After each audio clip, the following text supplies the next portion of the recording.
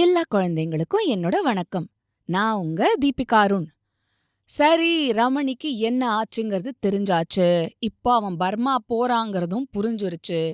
ஆமா, மதுரநாயகம் என்ன ஆனாரு? மதுரநாயகத்துக்கு இது தெரிய வருமா? நம்ம ஆனந்தன், குண்டுமணி எல்லாரும் என்ன ஆனாங்க? தொடர்ந்து கதைய கேட்கலாமா? அத்தியாயம் 19. மதுரநாயகம் எங்கே? மதுரைக்கு வந்தப்புறம் ரமணிக்கு நல்ல நல்ல உடைகளையெல்லாம் வாங்கி கொடுத்தாரு சிறுசபேசன். அதோட ரமணிக்கு வேண்டிய கதை புத்தகங்களையெல்லாம் தாராளமா வாங்கிக்க சொன்னாரு. ரமணி கதை புத்தகங்களை கருத்தோட படிச்சு மாலதிக்கு எடுத்து சொல்லுவான். சில சமயம் அவன் கதை சொல்றத மறைஞ்சு இருந்து சிறுசபேசனும் காமாட்சி அம்மாளும் கூட கேட்டு ரொம்ப சந்தோஷப்படுவாங்க. அப்போல்லாம் காமாட்சி அம்மாள், கேட்டீங்களா ரமணி கதை சொல்றத? மாலதிக்கு பாட்டி இருந்தா கதை சொல்லுவா, அவதான் இல்லையே. ஆனாலும் அந்த குறை தெரியாதபடி ரமணி எவ்வளோ அன்பா அழகா கதை சொல்றான்ல அப்படிம்பாங்க. ஆமா, மாலதிக்கு அண்ணன மாதிரி ரமணி இருக்காம்பியே, இப்ப பாத்தியா, பாட்டியாவும் இருக்கான் அப்படின்னு சொல்லி சிரிப்பாரு சிறுசபேசன். இதுக்கு நடுவுல ரமணிய பர்மாவுக்கு கூட்டிட்டு போறதுக்கு வேண்டிய ஏற்பாடுகளையும் சிறுசபேசன் பண்ணினாரு. இன்னும் 2-3 மாசத்துல பர்மாவுக்கு புறப்பட போறதா ரமணி தெரிஞ்சுக்கிட்டான். உடனே மதுரநாயகத்துக்கு ஒரு கடிதம் எழுதணும்னு ஆசைப்பட்டான். சிறுசபேசன் கிட்ட ஒரு கார்டு வாங்கி அதுல சுருக்கமா எழுதினான். பர்மா போறத பத்தி எழுதினா அவர் தடுத்துடுவாரோங்கிற பயம். அதனால, நான் மதுரையில சுகமா இருக்கேன், உங்கள மாதிரியே சிறுசபேசன்கிறவர் என்ன அன்பா ஆதரிச்சு வராரு, உங்க கைப்பட ஒரு கடிதம் எழுதினா எனக்கு ஆறுதலா இருக்கும். அம்மாளுக்கும் சபா முதலாளிக்கும் என்னோட வணக்கம்னு எழுதி தன்னோட மதுரை விலாசத்தையும் அதுல கொடுத்தான். அந்த கடிதத்தை பார்த்ததும் மதுரநாயகம் சந்தோஷப்படுவாரு, உடனே பதில் போடுவாருன்னு ரமணி எதிர்பார்த்தான். ஆனா ஒரு வாரம் ஆகியும் பதில் வரல. திரும்பவும் ஒரு கார்டு போட்டான், அதுக்கும் பதில் இல்ல. அப்புறம் 2-3 கார்டு எழுதியும் பதிலே இல்ல. ரமணிக்கு ரொம்ப வருத்தமாயிடுச்சு. சரிதான், அவரும் நம்மள திருடனே நினைச்சிட்டாரு போல இருக்கு, அதனாலதான் பதில் போடல. ஐயோ, மதுரநாயகம் கூடவா தன்னை பத்தி இப்படி நினைக்கணும் அப்படின்னு நினைச்சு மனம் கலங்கினான். ஆனா மதுரநாயகமா அப்படி நினைப்பாரு? அவன் எழுதின கடிதங்கள் அவர்கிட்ட போய் சேர்ந்தாதானே அவர் பதில் எழுதுவாரு. ஒரு கடிதம் கூட போய் சேரலையே. ஏன், அவன் சரியான விலாசம் எழுதலையா? சரியாதான் விலாசம் எழுதியிருந்தான், அப்படி இருந்தும் அவர் கைக்கு கிடைக்கல. ரமணி போன அப்புறம் அவனுக்கு பதிலா நாடக சபாவுல இன்னொரு பையனை சேர்த்திருந்தாங்க. அவன் பேரு சிங்காரம். சிங்காரம் ஒரு சுத்த சோம்பேறி, சரியான தூங்க மூஞ்சி. ஒரு தடவைக்கு 9 தடவையா மணி அடிச்சாதான் அவன் ஆடி அசைஞ்சு வருவான். வந்து, ஏன் சார், என்னையா கூப்பிட்டீங்க அப்படின்னு சாவதானமா கேட்பான். மதுரநாயகத்துக்கு சிங்காரத்தை பிடிக்கவே இல்ல. உனக்கு முன்னால இருந்தானே ரமணி, அவன் எவ்வளவு சுறுசுறுப்பா இருப்பான் தெரியுமா? எப்படி நடந்துப்பான் தெரியுமா? அவன் இருந்த இடத்துல நீயும் இருக்கியே, அவன் கால் தூசுக்கு கூட நீ சமானம் இல்ல அப்படின்னு அவர் அடிக்கடி சொல்வார். சிங்காரம் ரமணிய பார்த்ததே இல்ல. அப்படி இருந்தும் மதுரநாயகம் சொல்றத கேட்டு கேட்டு ரமணி மேல அவனுக்கு ஒரு மாதிரி வெறுப்பு வந்துருச்சு. அதோட ரமணி திரும்ப வந்துட்டா தன்னை நிச்சயம் வீட்டுக்கு அனுப்பிடுவாரு. அதனால கடவுளே, ரமணி கிடைக்கவே கூடாதுன்னு தினம் தினம் வேண்டிக்குவான். ஒரு நாள் சிங்காரம் வழக்கம் போல தபால் ஆபீஸ்க்கு போனான். கடிதங்களை வாங்கிட்டு திரும்ப வந்தான். வரும்போது தற்செயலா அவன் மதுரநாயகத்துக்கு வந்திருந்த ஒரு கார்டை பார்த்தான். அதுல ரமணிங்கிற கையெழுத்த பார்த்ததும் அவன் திடுக்கிட்டான். உடனே கார்டுல என்ன எழுதியிருக்குன்னு படிச்சு பார்த்தான். அப்புறம், அடடே, இந்த ரமணி பைய மதுரையில எல்லாம் இருக்கான், இந்த கார்டை மதுரநாயகம் பார்த்தா ஆபத்துதான், உடனே அவனுக்கு தந்தி கொடுத்து இங்க வர வச்சிருவார். அவன் வந்துட்டா நமக்கு நிச்சயம் சீட்டு கொடுத்துருவார். அதனால இந்த கார்டை மதுரநாயகத்துக்கிட்ட காட்டவே கூடாது அப்படின்னு தீர்மானிச்சான். அடுத்த நிமிஷமே அத வழியில கிழிச்சு போட்டுட்டான். அதுக்கப்புறம் மதுரையில இருந்து எந்த கடிதம் வந்தாலும் சிங்காரம் கிழிச்சு போட்டுடுவான். இந்த விஷயம் மதுரநாயகத்துக்கு தெரியாதுல்ல. அதனால அவர் ரமணி இப்ப எங்க இருக்கானோ எப்படி இருக்கானோன்னு கவலைப்பட்டுக்கிட்டே தான் இருந்தாரு. மதுரநாயகம் பதில் எழுதலியேங்கிற குறைய தவிர ரமணிக்கு வேற எந்த குறையும் இல்ல. சிறுசபேசனும் காமாட்சி அம்மாளும் சொந்த பையன் மாதிரியே நினைச்சு ரமணி கிட்ட ரொம்ப அன்பா இருந்தாங்க.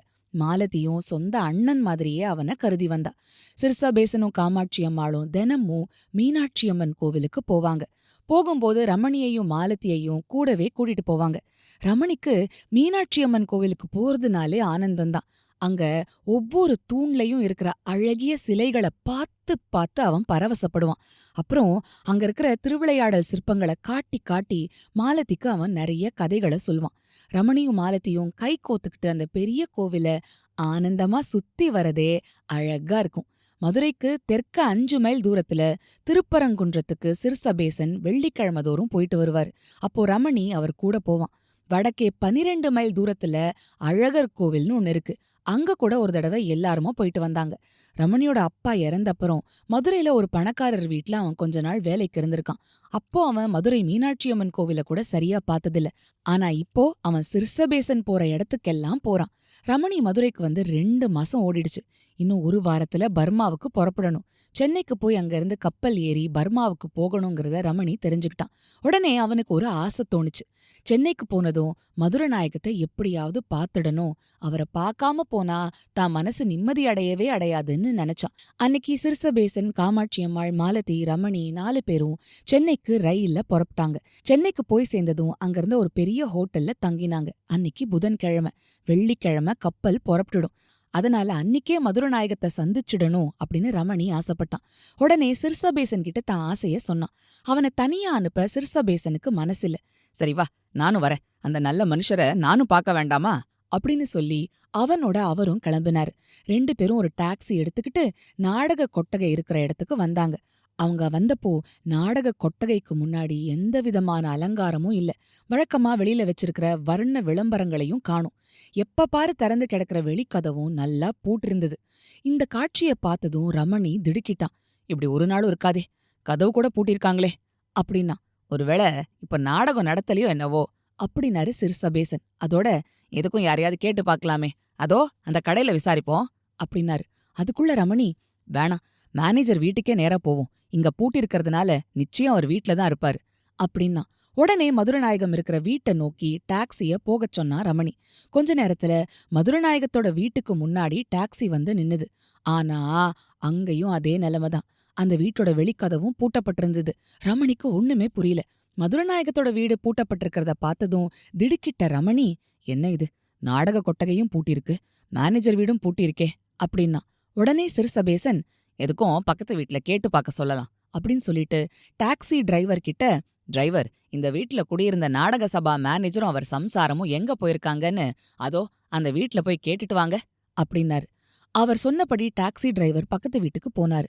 விசாரிச்சு பார்த்துட்டு திரும்ப வந்து, அடடே, பக்கத்து வீட்டு அம்மா சொன்னப்புறம்தான் சார் எனக்கு கூட ஞாபகம் வருது. இந்த நாடக சபா டெல்லிக்கு போயிருக்கு சார். மேனேஜர் அவர் சம்சாரத்தையும் கூடவே கூட்டிட்டு போயிருக்காராம். வர 10-15 நாள் ஆகுமா அப்படின்னாரு. என்ன, டெல்லிக்கு போயிருக்காங்களா? திரும்பி வர 10-15 நாள் ஆகுமா அப்படின்னு வியப்போட கேட்டான் ரமணி. ஆமா தம்பி, டெல்லியில இப்போ நடக்குதே தேசிய நாடக விழா, அதுல கலந்துக்கதான் இந்த சபாவும் போயிருக்கு. போய் 4-5 நாள் ஆகுது. டிரைவர் பேச்ச கேட்டதும் ரமணிக்கு ரொம்ப ஏமாற்றமா இருந்தது. ஒரு நீண்ட பெருமூச்சு விட்டான். உடனே சிறுசபேசன், ரமணி, என்ன பண்றது, சந்தர்ப்பம் சரியில்லை. நம்ம எப்படியும் நாளை மறுநாள் கப்பல் ஏறியானுமே அப்படின்னாரு. மதுரநாயகத்தை பார்க்க முடியாம போனது ரமணிக்கு வருத்தமாதான் இருந்தது. ஆனாலும் என்ன பண்றது? என்ன குழந்தைங்களா, ரமணி மதுரநாயகத்தை பாப்பானா மாட்டானா, நீங்க என்ன நினைக்கிறீங்க?